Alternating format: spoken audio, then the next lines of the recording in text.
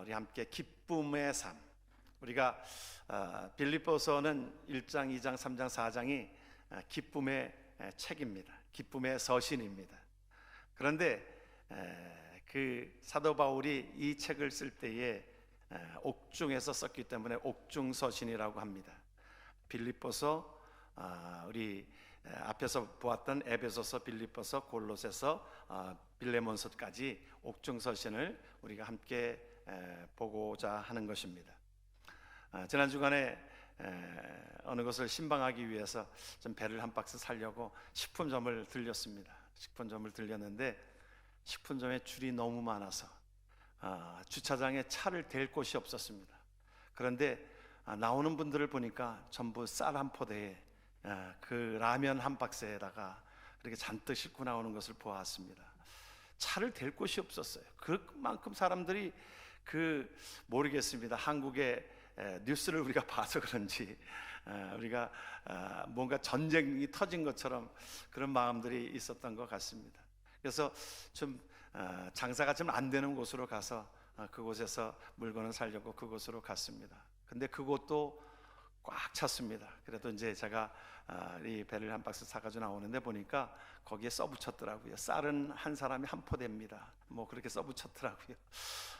그래서 참 그 모습을 보면서 어느 때는 그것은 좀 아닌데 하는 생각들을 우리가 갖습니다. 우리가 물론 우리가 예방하고 준비하고 하는 것은 필요하지만 그 마음들이 뭔가 좀 불안해서 집에 그래도 쌀이라도 좀 갖다 놔야 되고 라면이라도 좀 채워놔야 좀 그 불안감이 해소되어지는지 모르겠습니다. 우리 기독교인의 모습은 그것은 아니라고 생각이 되어집니다. 주님께서 마태복음 24장에 그렇게 말씀하셨습니다. 너희들이 이러한 소식을 들을 때에 너희들의 믿음을 확인하라고 그랬어요. 예수님의 제자들이 그렇게 물었습니다. 말세 때에 어떤 징조들이 있겠습니까? 예수님이 친히 말씀하셨어요. 너희들이 사람의 미혹을 받지 않도록 주의하라. 많은 사람이 내 이름으로 와서 나는 그리스도라 하여 많은 사람을 미혹하리라. 난리와 난리 소문을 듣겠으나 너희는 삼가 두려워하지 말라. 이런 일이 있어야 하되 아직 끝은 아니니라. 민족이 민족을, 나라가 나라를 대적하여 일어나겠고 곳곳에 기근과 지진이 있으리니 이 모든 것의 재난의 시작이니라. 그때에 사람들이 너희를 환난에 넘겨주겠으며 너희를 죽이리니 너희가 내 이름 때문에 모든 민족에게 미움을 받으리라. 그때에 많은 사람이 실족하게 되어 서로 잡아주고 서로 미워하겠으며 거짓 선지자가 많이 일어나 많은 사람을 미혹하겠으며 불법이 성함으로 많은 사람의 사랑이 식어지리라. 13절의 말씀이 그러나 끝까지 견디는 자는 구원을 얻으리라. 아멘. 우리가 이 시대를 바라보면서 우리에게 있어서 우리의 소망이 이 땅에 있지 않기 때문에 우리가 이럴 때에 여러 가지 소식을 듣는 것은 이것이 말세의 징조라고 우리에게 말씀해 주고 있습니다. 말세라고 하는 것에 개인적인 종말이 올 수도 있고요, 또한 이 세상의 종말이 올 수도 있고요. 어느 것이 오든지 말세는 옵니다. 그때 우리가 믿음을 확인하고 확증하고 하나님 앞에 우리의 삶을 드려야 될 줄을 믿습니다. 성경은 우리에게 곳곳에 이렇게 말합니다. 두려워하지 말라. 요한복음 14장에 그렇게 말씀하고 있잖아요. 두려워하지 말라.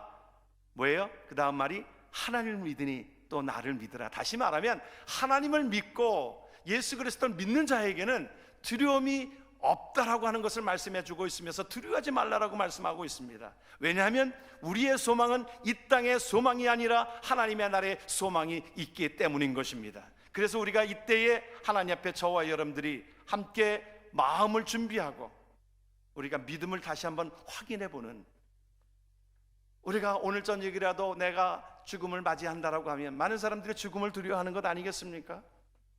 그렇기 때문에 그 두려워하고 하는 것인데 오늘 저녁이라도 내가 하나님이 오라고 하면 우리는 갈 수 있는 믿음이 있잖아요. 우리가 그 소망이 있잖아요. 그렇기 때문에 우리에게 있어서는 믿음을 다시 한번 확인해 보는, 어쩌나 저쩌나 쩔쩔매는 그런 것이 아니라 그래요 주여 어서 오시옵소서, 하나님 앞에 기도하는 마음으로 준비되어지는 심령이 되어지길 주의 이름으로 축원합니다. 우리가 이 모든 고난의 시간들 우리가 그 전에도 있었습니다. 그 시간들이 있었습니다. 또 앞으로도 더욱더 힘든 시간들을 더 보낼지도 모르겠습니다. 여러분, 미국에 여러분 지금 코로나로 인하여 뭐 몇십 명이 뭐 10명인가 이렇게 죽었다고 그러지만 1년에 독감으로 죽는 숫자가 얼마인지 아십니까? 여러분, 16,000명이 1년에 미국에서 죽는 숫자가, 독감으로 인해서 죽는 숫자가 16,000명입니다. 물론 2,900만이 이것이 독감으로 고생하다가 그 가운데에 죽는 사람이 16,000명. 여러분들 아셨지요? 그런데 사실은 모든 것들이 우리가 보게 되어지면, 그 매스컴에서 그렇게 얘기하면 사실은 우리가 두렵고 떨리는 마음들을 갖습니다. 그러나 우리가 돌아보면 우리의 삶에 있어서 모든 것들이 주께 속하였음을 우리는 기억하고 있기 때문에, 생사화복 모든 것들이 주님의 주권에 있는 것을 우리는 믿고 있기 때문에 하나님 앞에 우리가 믿음을 다하여 우리의 믿음을 확인하는 귀한 시간이 되어야 될 줄을 믿습니다. 그래서 오늘 말씀에 그 가운데에 이 말씀, 시편에 있는 말씀이 기억이 났습니다. 이 말씀을 한번 우리가 같이 한번 말씀을 보겠습니다. 내 영혼아, 내가 어찌하여 낙심하며 어찌하여 내 속에서 불안해하는가? 너는 하나님께 소망을 두라. 나는 그가 나타나 도우심으로 말미암아 내 하나님을 여전히 찬송하리로다. 아멘. 세상은 우리를 두렵게 합니다. 그러나 우리가 돌아보면 우리는 믿음이 있기에 하나님을 바라보고 우리가 나아갈 수 있는 것입니다. 우리가 사순절 절기를 맞으면서 우리가 억지로 사실은 사순절 절기를 지난다라고 해도 과언이 아닐 것입니다. 세상이 우리에게 그렇게 말합니다. 그래서 우리가 이때에 우리는 두려워서 하는 것이 아니라 우리가 회개함으로 인하여 하나님, 이 민족과 우리가 미국과 한국의 모든 것 가운데에 하나님, 우리가 잘못한 그 모든 부분들을 우리가 먼저 회개하고 하나님 옆에 우리가 중보하고 하나님 회복시켜 주시옵소서, 하나님께서 속히 거두어 주시옵소서 하는 기도로 나아가는 것, 우리가 믿음으로 나아가는 것, 기도로 나아가는 것, 이것이 하나님께서 저와 여러분들에게 사순절을 보내시는 하나님의 은혜인 줄 믿으시길 주의 이름으로 축원합니다. 우리가 그런 마음으로 우리가 이 땅을 하나님 앞에 기도하는 마음으로 살아가야 될 것입니다. 한국 갤럽이라고 하는 그 조사하는 기관이 있습니다. 조사하는 기관에서 그 몇 나라들을 표본국으로 해가지고 조사를 했습니다. 그 가운데 덴마크와 말레이시아, 미국, 베트남, 브라질, 인도네시아, 캐나다, 핀란드, 호주, 그리고 한국을 표본으로 사람들을 추출해가지고 그 행복도를 조사한 것이 있습니다. 그런데 놀라운 것은 한국이 사실은 하나의 GNP가 한 3만 불 정도 우리가 된다고 그러잖아요. 세계에서 193나라 중에서 12위 안에 상당히 잘 사는 나라입니다. 그런데 그 모든 행복도를 조사를 했는데, 행복도에 있어서 브라질은 57%의 사람들이 자기가 행복하다라고 느껴진다는 것입니다. 그런데 한국은 이보다 훨씬 잘 살고 있음에도 불구하고 한국 사람들에게 물었을 때 7%만이 나는 행복하다라고 여겨진다라고 하는 것입니다. 그러면서 그것도 조사한 것 가운데에 무엇이냐면 누가 행복하겠는가라고 하는 질문이 있었습니다. 그런데 다른 나라에서는 대부분이 행복하다는 사람이 내가 행복하다라고 그렇게 답을 한 반면에, 우리 한국 사람들에게 있어서 많은 사람들이 빌 게이츠가 행복할 것이다라고 거기에다가 그렇게 썼다는 것입니다. 이것을 한 교수가 이것을 평가를 했습니다. 연세대 황상민 교수라고 하는 분이 이것을 이렇게 분석을 했습니다. 왜 잘 살고 모든 것들이 여건이 좋아짐에도 불구하고 왜 한국 사람들이 행복해하지를 못하느냐, 그 관점을 두 가지로 이렇게 표현을 했습니다. 뭐냐면 사람들에게 있어서, 한국 사람들에게 있어서 돈에 대해서 애착이 있다. 그래서 돈이 있어야 행복하다라고 하는 생각들을 갖고 있기 때문에 더 많은 것, 자기가 있음에도 불구하고 더 많은 것, 이것을 자꾸 추구하다 보니까 결국에는 그 돈은 멀리 가 있다라고 하는 것입니다. 그가 또 분석한 것 중에 하나는 한국 사람들에게 있어서는 자꾸 이 비교하는 것으로 행복하지 못하다, 이거를 표현을 하고 있습니다. 다 나에게 다른 사람이 갖고 있으면 내가 가난한 것처럼 보여지는 그런 현상들, 나에게 주어진 것을 내가 감사하지 못하고 이 다른 사람들이 가지고 있으면 내가 없는 것들 때문에 내가 이것 때문에 가난하다라고, 내가 불행하다라고, 내가 행복하지 못하다라고 그렇게 나름대로 내면의 세계에 그렇게 자리 잡고 있는 것이다 라고 그렇게 진단을 했습니다.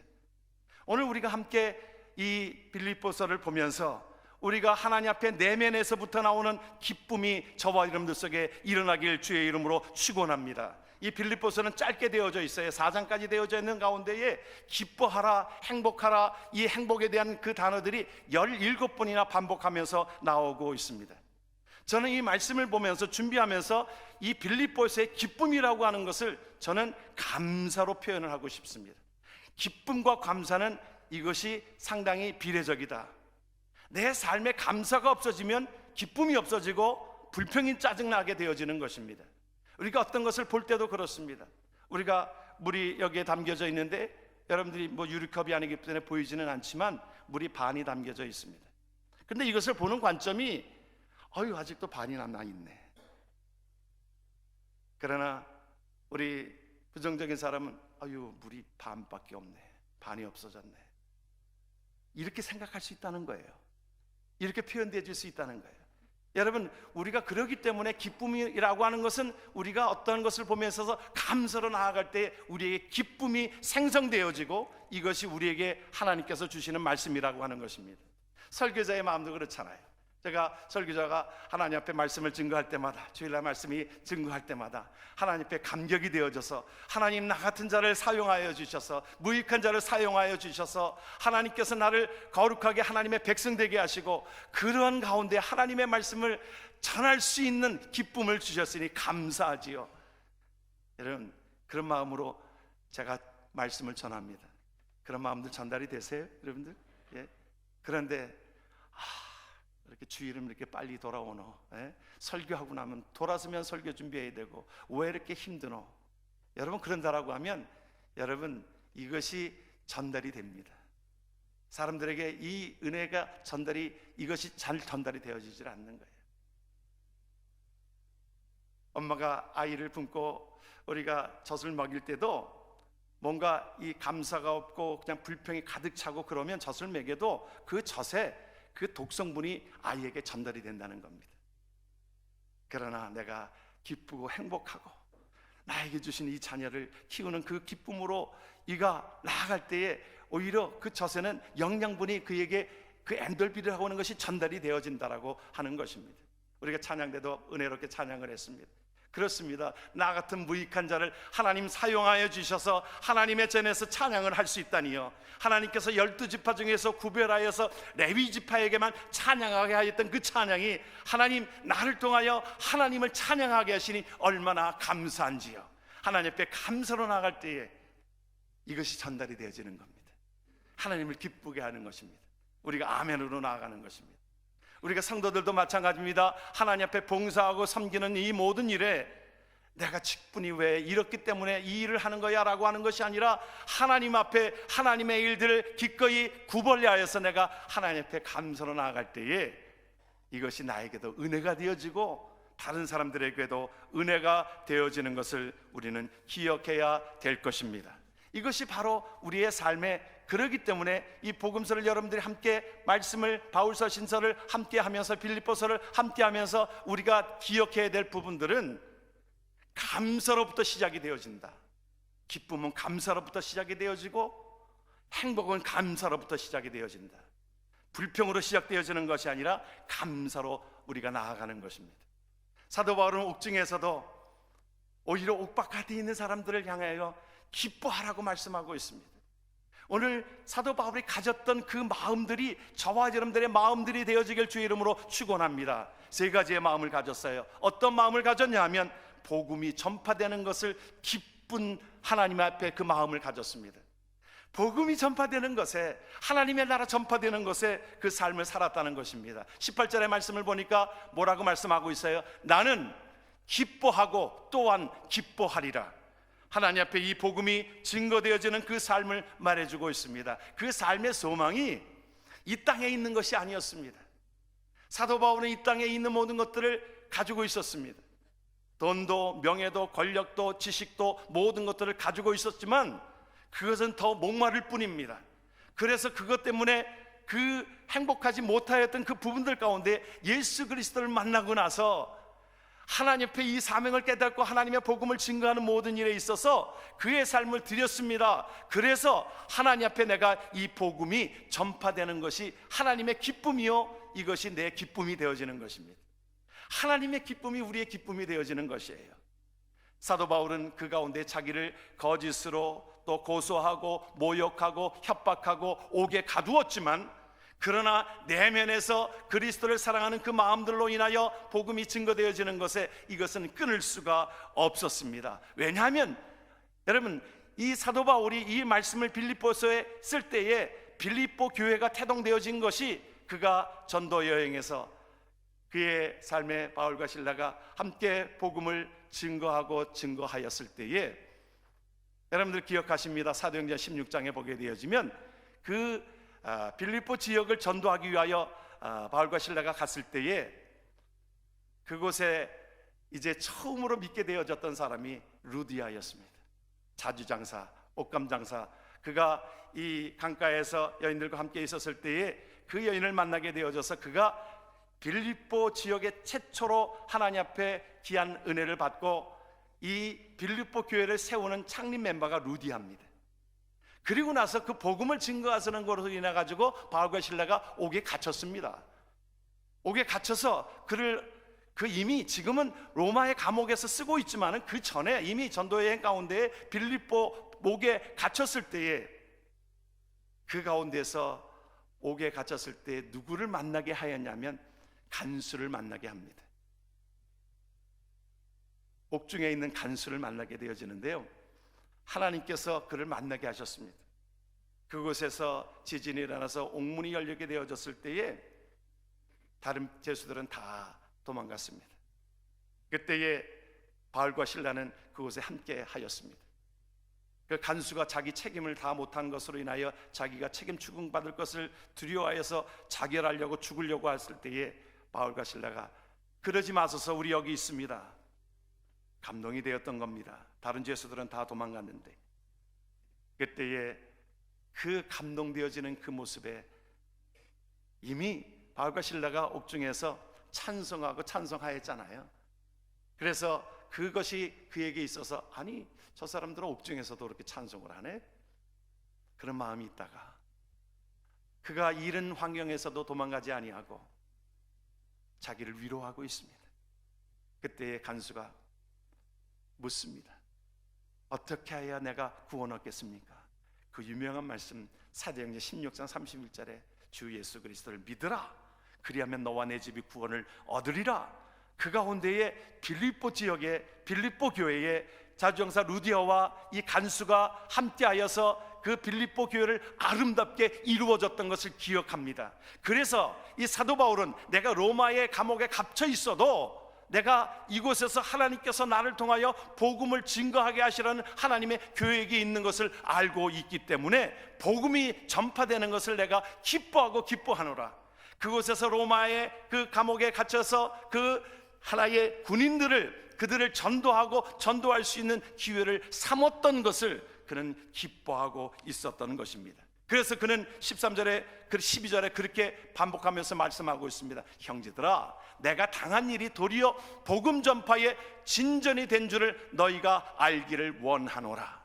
여러분, 여기에는 많은 내용들이 담겨져 있어요. 자기가 옥중에서도 이 로마의 군인들을, 이 그 엘리트 군인들을 전도할 수 있는 기회가 있었다라고 하는 것에 기뻐하고, 또 자기가 옥에 갇히게 되어지니까 많은 자기를 따르는 사람들이 기도하고 또 대신하여 복음을 증거하는 모든 일에 쓰임받게 되어진 것 때문에 내가 오히려 옥중에 갇힌 것이 나에게 있어서는 유익함이라. 여러분, 이것이 바로 사도 바울이 가졌던 이 땅의 소망이 아니라 하나님의 나라의 소망을 가지고 하나님 앞에 기꺼이 하나님의 나라 확장되어지는 것을 기쁨으로 삼았던 그 기쁨이 저와 여러분들의 기쁨이 되어지길 주의 이름으로 축원합니다. 그러기에 감옥에 갇힌 것이 걸림돌이 아니라 감옥에 갇힌 것이 하나의 자기에게 있어서는 복음의 디딤돌이라. 로마의 복음이 증거되는 하나의 디딤돌로 생각하였기 때문에 이는 이것 때문에 오히려 나를 힘들게 하고 나를 가두고 하는 모든 것들이 하나의 걸림돌이 아니라 디딤돌이 되었다라고 하는 것입니다. 여러분, 우리가 때로는 육신적으로 당하는 여러 가지 고난과 힘듦과 역경, 이 모든 것들도 여러분들 하나님께서는 뜻이 있는 줄을 믿습니다. 이 일을 위해서 우리가 하나님 앞에 훈련하고 기도하고 준비하고 나아간다라고 하면 이것은 오히려 경건의 유익이 되어주는 줄 믿으시길 주의 이름으로 축원합니다. 출애굽기 15장을 보게 되어지면 이스라엘 백성들이 이제 홍해 바다를 건너가지고 그들은 기쁨의 찬송을 하였습니다. 찬송하고 있는 그 가운데 호사다마라고 그 가운데에 그 다음 장면이 어떤 장면이었냐면 마라에 이르렀다 그랬어요. 마라에 이르르니까 그들은 그 마라에 이르르니까 그 물이 너무나도 있어서 먹을 수가 없었던 것입니다. 음식은 며칠이나 이게 참을 수 있어도 물을 먹지 못하면 살 수 없는 그들에게 있어서 그들이 첫 번째로 어떤 고난에 대한 것들이 다가올 때에 아직도 완전히 성숙되어지지 못한 이스라엘 백성들에게 있어서는 첫 번째 나오는 것이 불평이었습니다. 짜증이었습니다. 모세를 원망하는 일이었습니다. 급기야는 하나님을 원망하는 일이었습니다. 하나님께서는 그것이 이제 지나고 나서 하나님께서 말에 이 가운데에 단물이 되게 하시고 하나님께서 주시는 하나님의 은혜가 있는데 그것을 보지 못하고 그 뒤에 것을 보지 못하고 이 앞에 고난이 온다라고 하는 것 때문에 그들은 원망하고 불평하고 짜증내었던 모습이 훗날 지났으면 얼마나 그들이 그것을 부끄러워했을까 하는 생각을 갖습니다. 여러분, 우리의 상황이 우리가 다 좋아지지 않습니다. 여러분, 요셉의 상황들을 우리가 기억하시잖아요. 상황들이 다 좋지 않았습니다. 그런데 그 상황은 좋지 않은 가운데서도 하나님의 신실하신 약속과 하나님의 동행하심과 하나님이 함께 하시는 것을 믿고 있었기 때문에 그 상황들이 어떻게 될지라도 하나님만 바라보고 나아갔을 때 그 삶이 온전하게 되어졌던, 그러므로 하나님 앞에 신실하게 나아갔던, 그러므로 하나님께서 애굽의 총리되게 하시는 그 모든 것들 가운데에 지름길로 인도하셨던, 어떻게 애굽을 배울 수가 있었겠어요? 그가 보디발리 가정의 그 시위대장의 그 집에 노예로 삼게 되어지니까 그곳에서 애굽을 배우게 되어졌고, 옥에 갇히게 되어지면서 그곳에 떡 맡은 관원과 술 맡은 관원이 오게 되어지니까 그곳에서 옥중 생활하면서 그곳에서 애굽에 대한 것들을 그는 배웠을 것입니다. 과학 공부했었다 이 말이지요. 정치를 배웠을 것입니다. 그 가운데에 하나님께서 그 길로 인도하게 되어졌던 것은 그 앞에 뒤의 일은 모릅니다. 그러나 그가 신실하심 속에 하나님께서 나를 통하여 하시고자 하는 일들이 있기 때문에 그 고난도 오히려 그것을 기뻐하였던 것을 우리는 보게 되어집니다. 그래서 그렇게 말하고 있습니다. 18절의 말씀을 같이 한번 말씀을 봅니다. 그러면 무엇이냐? 거칠려나 하나 참으로 하나 무슨 방도로 하든지 전파되는 것은 그리스도니 이로써 나는 기뻐하고 또한 기뻐하리라. 아멘. 바울에게 있어서는 내가 좀 불편해도, 아니 내가 고통을 받아도 예수 그리스도만 전파되어진다라고 하면 그것으로 내가 기뻐한다라고 하는 것입니다. 여러분, 신앙생활하는 저와 여러분들 속에 때로는 내가 자존심 상해도, 내가 좀 피해를 입어도, 또 때로는 다른 사람들에게 공격을 받아도, 그러나 복음이 이 일로 인하여 전파되어진다라고 하면 이것이 기쁨으로 여겨지는 하나님의 귀한 자들 되기를 주의 이름으로 축원합니다. 그러기에 우리는 이 모든 것들 속에 사도 바울이 자기에게 욕하고 비난하고 모든 것들 속에 인내할 수 있었던 것은 오히려 이 일로 인하여 복음이 증거되어지는 것에 그의 삶에 소망을 갖게 되어졌고 그것이 기쁨으로 가졌기 때문에 그런 것입니다. 그리고 또한 사도 바울에게 가졌던 한 가지는 주님을 존귀하게 하는 기쁨이었습니다. 말씀을 20절서부터 21절에 이렇게 말씀합니다. 나의 간절한 기대와 소망을 따라 아무 일에든지 부끄러워하지 아니하고 지금도 전과 같이 온전히 담대하여 살든지 죽든지 내 몸에서 그리스도가 존귀하게 되게 하려 하나니 이는 내게 사는 것이 그리스도니 죽는 것도 유익함이라. 아멘. 여러분, 이 말씀을 보면 정말 진실될 고백이고 우리의 고백이 되어지기를 원합니다. 말씀을 준비하면서 목회자에게 이러한 정말 때로는 힘들게 하고 모든 것 가운데에서도 내가 그를 위하여 퍼붓고 저주하고 하는 것이 아니라 그를 사랑하고 하나님 앞에 염려하고 하나님 앞에 기도해 주는 그 모습을 통해서 내 안에 있는 예수 그리스도가 시키는 모습으로 나아가는 것, 존귀한 모습으로 나아가는 것, 다시 말하면 우리의 삶의 삶으로 보여주는 것을 의미하고 있는 것입니다. 그것에서 사도 바울이 옥중에서 쩔쩔매고 불안해하고, 여러분 그런다라고 하면 그 안에 있는 사람들이 그걸 보고 믿겠습니까? 여러분, 똑같이 이 세상에 어떤 어려움이 올 때 똑같이 물건은 사재기하고 또 그것 때문에 불안해하고 쩔쩔매고 그러는 것 통해서 주위에 있는 사람들이 우리를 보고 예수를 믿겠습니까? 그 가운데서도 오히려 우리는 그들을 내게 있는 것조차도 주려고 하고 나눠주려고 하고,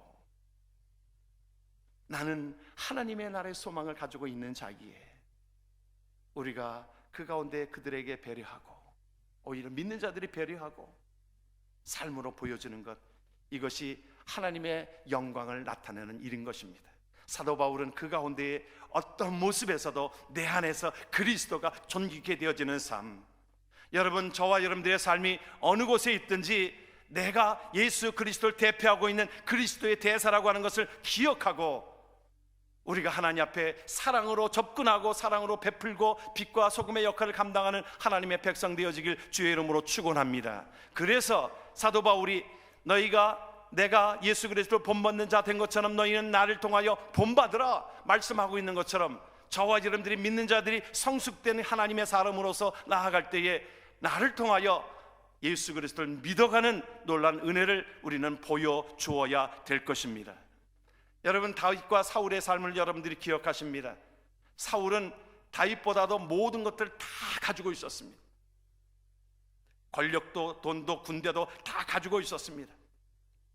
다윗은 아주 초라한 다윗이었습니다.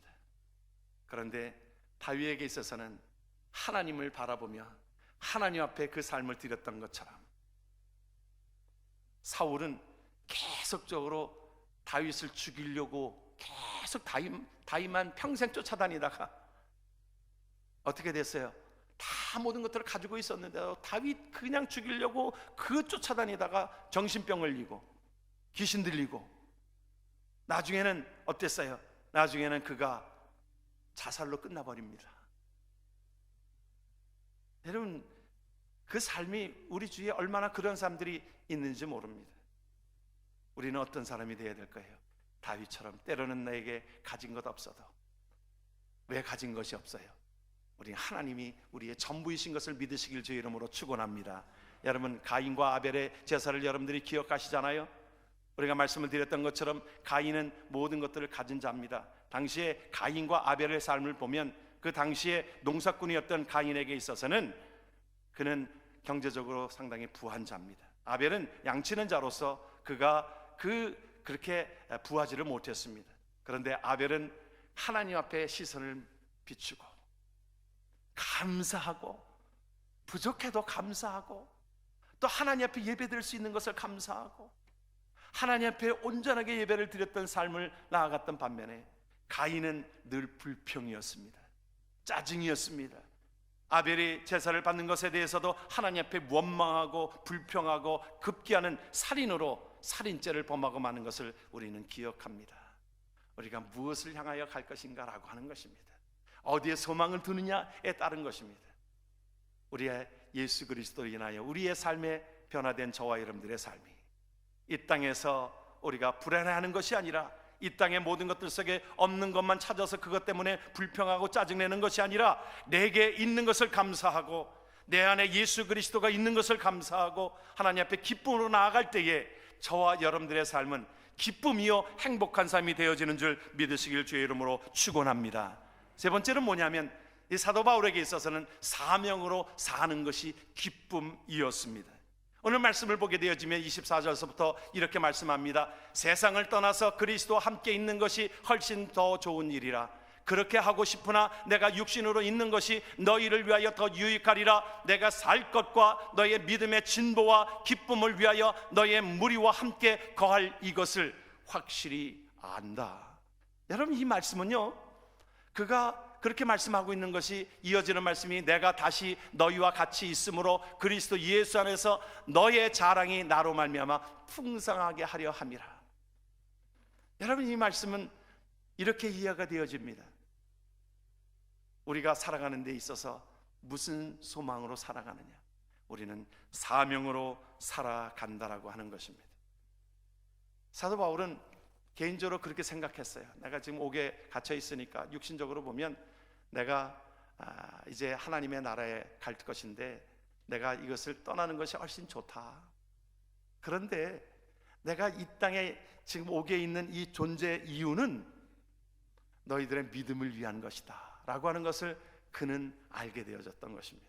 왜냐하면 그가 이 옥중에 있을 때에 빌립보 사람들이, 빌립보 교인들이, 사실은 그가 복음을 증거할 때 그 빌립보 교인들이 얼마나 어렵고 힘든 가운데서 예수를 믿게 되어졌는지 알잖아요. 그들이 간수였던 사람, 또한 그곳의 삶의 의미를 몰랐던 사람, 그들이 교회에 나오기는 하였지만은 그들이 예수를 믿었다라고 하는 것은 사회로부터 격리당하고 왕따당하고 또한 힘든 시간들을 보내야만 했습니다. 예수 믿는 것 때문에 때로는 죽이는 그 시대에 그들이 교회를 나온다라고 하는 것은 쉽지 않았던 결단입니다. 초신자였습니다. 그런데 그들이 이제 믿음이 자라고 왕성하여져서 하나님 앞에 귀한 일들을 감당하면서 사도 바울이 옥에 갇혀 있을 때에, 이때에 그 지도자였던 에바브로디도를 보내가지고 이 물질을 보내게 합니다. 헌금을 보내게 합니다. 그리고 에바브로디도에게 그렇게 얘기합니다. 가서 사도 바울을 좀 돌보라고, 사도 바울을 도와주라고 그렇게 하면서 물질을 담아서 그에게 보내줄 때, 사도 바울은 그 물질 때문에가 아니라 그들이 초신자였던 그들이 이제 나를 위하여 이렇게 기도해주고 베풀고 하나님 앞에 성숙되어진 것을 볼 때마다 이는 감격에 있었던 것입니다. 그래, 내가 그러기 때문에 내가 사는 이유야, 내가 하나님 앞에 살아가는 이유인 것이야, 그가 고백되어지는 것입니다. 여러분, 저와 여러분들이 무엇으로 삽니까? 여러분, 그냥 생명이 있으니까 삽니까? 그건 아니지요. 하나님 앞에 우리는 사명이 있기 때문에 한 생명이라도 우리의 기도를 통하여, 우리의 삶을 통하여 나라가 확장되어지는 모든 것들을 위하여 살아가는 줄 믿으시길 주의 이름으로 축원합니다. 어느 때는 제가 양로원을 방문할 때마다 많이 참 힘든 그 부분들을 함께 예배를 드립니다. 어찌 보면 우리가 육신적으로 보면 연명하는 것처럼 보여지고 참 그 가운데 움직이지도 못하고 어디 제대로 뭐 말도 못하고 그냥 누워만 있기만 한 그분들을 볼 때에 안타까움, 육신적인 안타까움을 갖습니다. 그런데 하나님께서 주시는 생각들이 있었습니다. 말씀을 보면서, 권사님, 하나님께서 주신 생각이 있어요. 권사님, 이제 기도할 수 있잖아요. 아직도 믿지 아니하는 가정 속에 믿지 않은 자녀들, 형제들 아직도 있지요. 그래요, 그들을 위하여 기도하라고 하나님께서 지금 우리에게 주신 생명이에요. 그분들이 그럽니다. 나는 빨리 떠나고 싶다라고 얘기합니다. 왜 이렇게 생명이 긴지 모르겠다라고 얘기합니다. 그러나 하나님께서 그 뜻이 있다라고 하는 겁니다. 무엇으로 사는 겁니까? 사명으로 삽니다. 오늘 사도 바울이 내가 육신적으로 보면 이제 모든 것들이 불편하고 병들고 내가 옥에 갇혔고 그런 것이, 내가 떠나는 것이 유익하지만 오히려 그것이 편안하지만 하나님의 나라에 가는 것이 나에게 있어서는 소망이지만, 그러나 나를 이 땅에 존재하게 하신 이유는 너희를 위함이라. 너희들이 있기 때문이다. 너희들이 이렇게 성숙되어져서 하나님의 일들을 감당하고 하나님의 복음을 증거하고 나를 위하여 중보하고 기도하고 섬기는 그 모습을 볼 때에 너희들은 나의 기쁨이다, 이 말이에요. 저와 여러분들이 그러한 기쁨으로 살아가길 주의 이름으로 축원합니다. 우리가 하나님 앞에 두 종류의 사람을 발견하게 되어집니다. 어떤 자냐면, 한 종류의 사람은 온도계와 같은 신앙이 있는 사람, 어떤 사람은 온도 조절계인 신앙. 그 말이 그 말인가 싶은 생각이 있을 것입니다. 여러분, 온도계는요, 온도가 좀 높으면 쭉 올라갑니다. 추우면 온도계는 내려갑니다. 그것이 정상적인 온도계예요. 상황에 따라서 올라가고 내려가고 합니다. 그러나 온도 조절기는 딱 75도로 딱 맞춰놓으면, 우리 교회에 75도로 딱 맞춰놓은 겁니다. 그러면 추우면 뭐가 나와요? 히링이 나와서 그 상황을 덮여줍니다. 온도가 높이 올라가면 에어컨이 나와서 이것을 식혀줍니다. 상황을 조절하는 거예요. 어떤 자가 되어야 되겠어요? 이름에도 불구하고 나는 온도계 같은 신앙으로 살겠습니까? 여러분, 오늘 우리에게 주시는 것은 저와 여러분들이 온도 조절계로 살아가는 것, 그 가운데에 하나님 앞에 사도 바울이 가졌던 하나님의 복음이 확장되는 것에, 예수 그리스도가 존귀케 되어지는 것에, 내가 사명을 감당하는 것에 기쁨으로 삼고 나아가길 주의 이름으로 축원합니다. 그래서 복 있는 사람은 일이 생기면 기회가 주어졌다라고 좋아하고, 때로는 고독하면 자유를 누리게 되었다라고 좋아하고, 건강하면 일할 수 있게 되었다라고 좋아하고, 병들면 조용히 기도할 수 있게 되어졌다라고 좋아합니다. 역경에 처하면 단련되어서 금 같은 믿음을 가지게 되었다라고 좋아하고, 복음을 잘 전할 수 있으면 하나님의 일을 되었다라고 좋아하고, 고난을 당하면 우리 주님의 고난에 동참하게 되니 감사하다고 말하는 것입니다. 이런 자가 기쁨의 삶을 살아갈 수 있는 자격이 되어주는 줄을 믿습니다. 저와 여러분들이 기쁨의 삶을 살아감으로 인하여 내 입에서 늘 기뻐하고 기뻐하노라, 나는 행복하노라. 우리 지금 한번 그렇게 마지막을 좀 여러분들이 우리의 입으로 좀 고백하면 좋겠습니다. 나는 기뻐하고 기뻐하리라. 나는 기뻐하고 기뻐하리라. 나는 행복하다. 예수 안에 있으므로. 기도하겠습니다.